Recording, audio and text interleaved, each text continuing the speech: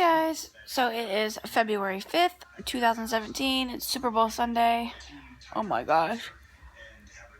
So, 2 nights ago, I started having like the worst. Like, my stepdad came over and we had pizza and wings and salad. Sorry, I'm laying on my couch. I can't sit up. Whoa! We had pizza and wings and salad, and we ate. And Jay went to work because he had to work this weekend. I don't really know why. And I went to bed. I think when I went to bed, I don't remember. For my snacks, since I have the gestational diabetes, they told me, ow, if I haven't eaten in a while, or if I'm like hungry but don't feel like eating, to eat like a spoonful of peanut butter. So I've been keeping a jar of crunchy peanut butter in my room. So like if it's the middle of the night and I haven't eaten in so many hours, just to keep my sugar. Okay, I just eat a spoonful of peanut butter.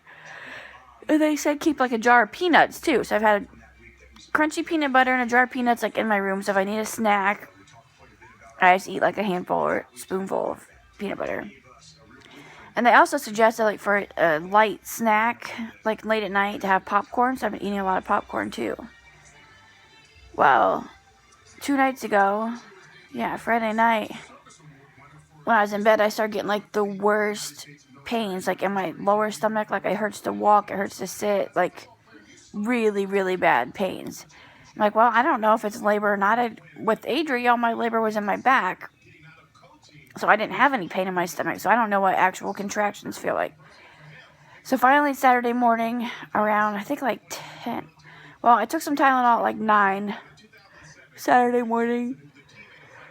It didn't do anything for me, like, whatsoever. So finally around 10, I called my stepdad to see if he'd come over and sit. Adri was still asleep, so he just hung out here.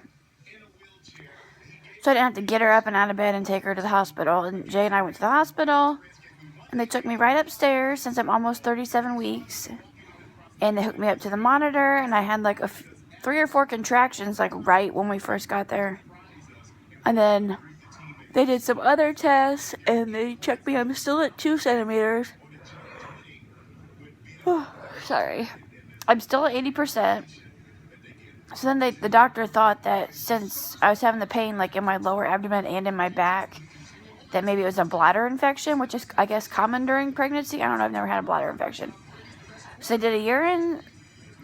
They wanted to do a catheter to get a urine sample. I'm like, are you kidding me? I said, I can't just pee in a cup. And she's like, no, he wants a catheter because it's the most sanitary way. She's like, you can refuse to not have a dentist, then we just won't know if you have a bladder infection or not.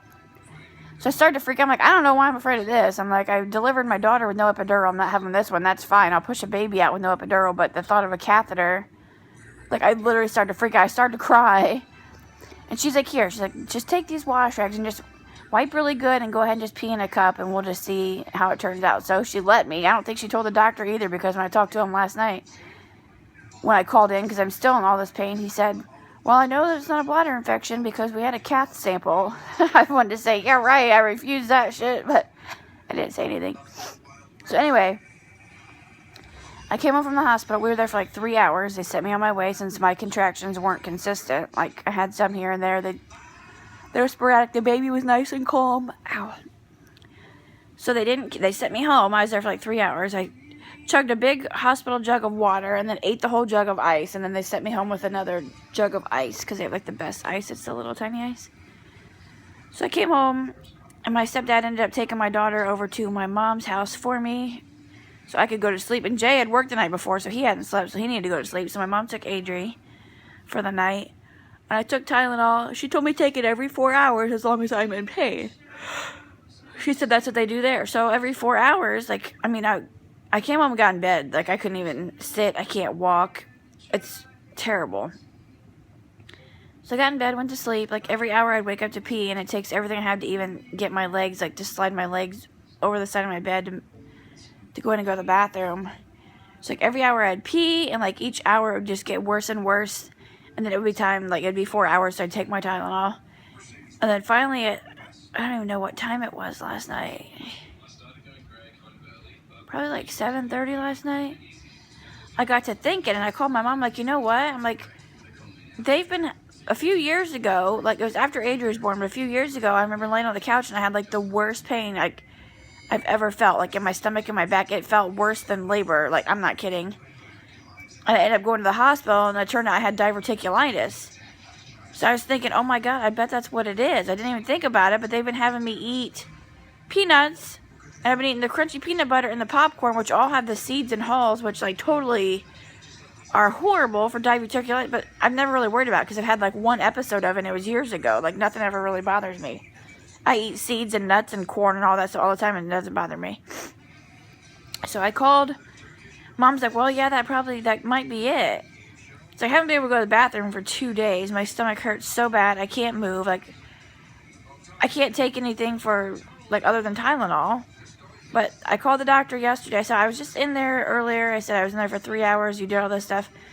I told him, I said, I just thought about it. I said, a few years ago, I had diverticulitis. I said, in the last couple weeks, I've been eating a lot of like popcorn, peanuts, and crunchy peanut butter just because of my gestational diabetes. He said that could very well be it. He said because everything else came back fine, everything else was fine. He said so that could very well be it. I said I didn't even think about it at the hospital. He said, well, it's not very common for someone of my age to have it, because I guess it usually happens when you're like over 40. I don't know, and I don't even know what caused it. I don't really understand much about it because I had like one flare up and I eat the same stuff all the time. But the other day I opened that Smart Food white cheddar popcorn and I ate like half the bag in one sitting, so I ate like a ton of it. And I think that was the night before I had the pizza and wings, so that's probably why I'm dying. But he said keep taking the Tylenol every 4 hours. He told me to go ahead and take Miralax to try and get me to be able to go to the bathroom. So I guess like the seeds and nuts get stuck in the little pockets in your intestine, and then they get inflamed, so it kind of blocks off your intestine, and sometimes it gets infected and you'll need antibiotics. So he told me keep taking the Tylenol and try the Miralax, which I took it yesterday and it hasn't done anything. I'm about to take it again today because I have like 3 days of food just sitting in my gut and it hurts so bad I can't even move. And until it gets out of there, it's just going to keep aggravating those pockets. So he said keep taking the Tylenol. The Miralax is once a day. It just dissolves into your drink, and that's what Adri takes because she has problems going potty anyway. And then he said if it gets worse, go back to the hospital, or if I start running a fever, because those are definite signs of infection. He said if I still have it on Monday, I should call my doctor, and I'll have to go in and have blood work done to see if I have an infection, because then they'll have to put me on antibiotics to get the infection in my intestines or my colon to go away. So the baby's fine, everything's fine. I'm not having her yet, which I wasn't sure what the hell was going on. Like I said, I didn't have, and I told Lisa I didn't know what contractions feel like in your stomach because mine with my daughter on my back, and she said more than likely when you have back labor, it's because the baby's like facing forward, so the hardest part of her head is rubbing against your back, like your spine. So that's why, and I'm pretty sure that's how she came out, was, you know, facing forward. And when they were hooking up the belts to me yesterday to check for contractions and stuff, like right in the middle of my stomach, like this huge ball like balled up and stuck out. And I said, look at her. And the nurse said, she's just curled her knees up. She's like, that's her little butt sticking out. She's all curled up in there. So it's like, oh, that's what that is. She's still head down, which she'll stay because there's no room for her to move. But she just tucked her little knees up under her, so her little butt was sticking out of the front of my belly. And the nurse came over, was like patting her little butt. It was so cute. But yeah, so with this one, since the baby's facing my back, I'll probably have more stomach labor, which I don't know what that feels like. Because, like I said, with Adri, it was in my back, and I didn't even really feel my contractions until I was at 5 centimeters. I didn't get pain medicine until I was at 6 centimeters. I didn't have an epidural. It's like, it wasn't really that bad. It was in my back. So I don't know what to expect with this one. So for the last 2 days, I've just been laying around because it hurts to sit. It hurts to walk. Like, I only get up if I actually have to go pee. Which they're telling me to chug a bunch of water. Like, I can't even make myself drink any more water. I feel like so like full and sick. I feel like I just want to get sick. So Jay's about to watch his Falcons and the Super Bowl. And he ordered like 25 wings. He's picking them up right now. I said, why the hell did you order so many wings? I said, it's just you. He's like, you're not going to eat any? I said, until I go to the bathroom, I'm not eating anything because I already have literally have 2 days of food just sitting in my intestines And that's why I can't breathe. I can't even move. I said, so until I go to the bathroom, I am not eating anything. I don't care what it is. So I just put some more Miralax in a little cup of apple juice. So hopefully that'll get things going. Otherwise, I'm going to have to get up tomorrow and call the doctor and go get blood work done. I don't want to be on antibiotics. God. So yeah, that's how my last 2 days have been. I still have baby in my belly. She hasn't came yet. My mom read that a lot of babies are born on full moons, and our next full moon is on February 10th.